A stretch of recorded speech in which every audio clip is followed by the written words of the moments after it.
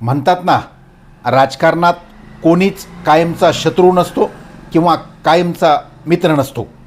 जे आज मित्र आहेत ते उद्या विरोधात भूमिका असते, जे आज विरोधात आहेत ते भविष्यामध्ये एकत्र येऊ शकतात.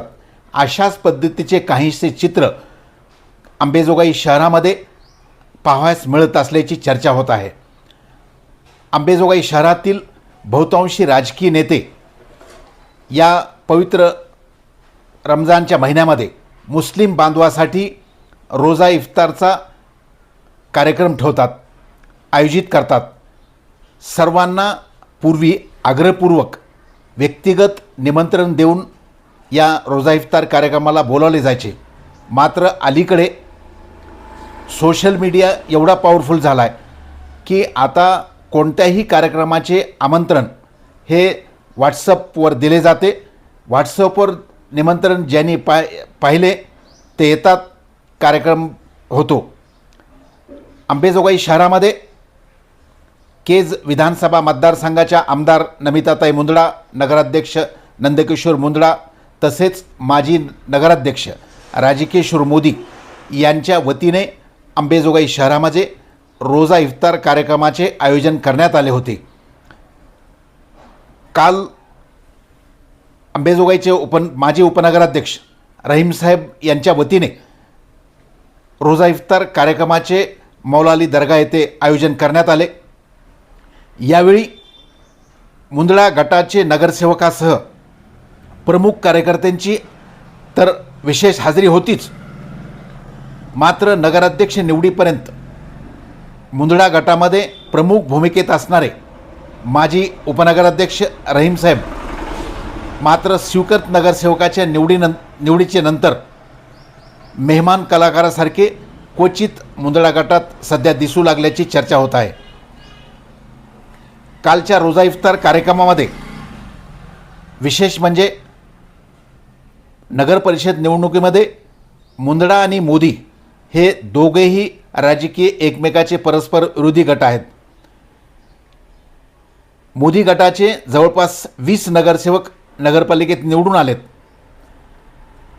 या कालच्या रोजा इफ्तार कार्यक्रमाला मौलाली दर्गावर यापूर्वी तशा पद्धतीचे काही लोक अंशी रहीमसाहेबाच्या कार्यक्रमाला उपस्थित राहायचे.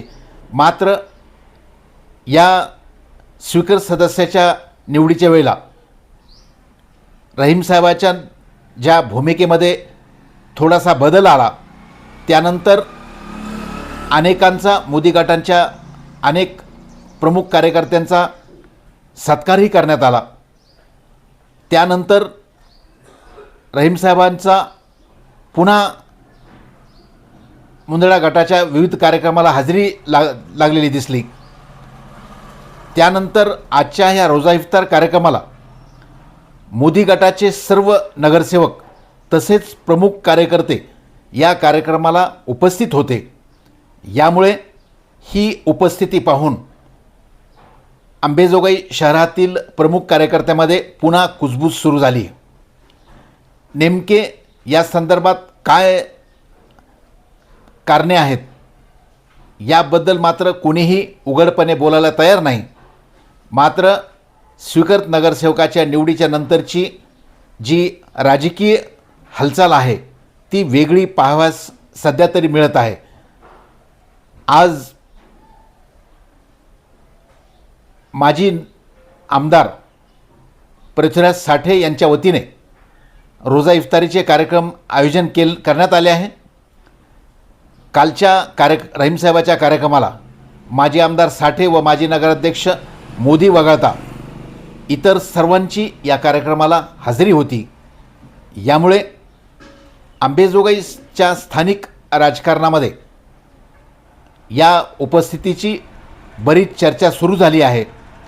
नेमकी सत्यता काय आहे याबद्दल मात्र कोणीही उघड आपली भूमिका जाहीर करायला तयार नाही, एवढे मात्र निश्चित. आता बघूया पुढील काळामध्ये या संदर्भात काय वेगळे चित्र पाहावयास मिळते की पुन्हा समजूत काढली जाते. हा येणारा काळच ठरवेल, एवढे मात्र नक्की.